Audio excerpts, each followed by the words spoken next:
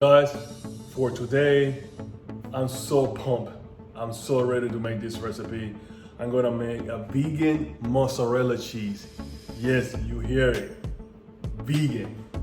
Now, let me say that in Spanish.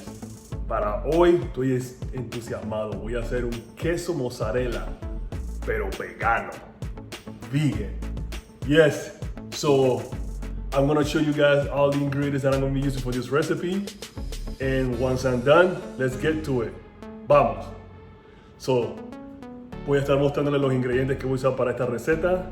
Y una vez que termino eso, vamos directamente a hacer la receta. Vamos. Vegano.com. Alright guys, so I'm going to be using nutritional yeast.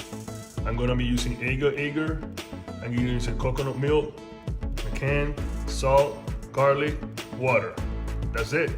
Vamos a usar un levadura nutricional, agar, leche de coco en lata, sal, ajo y agua.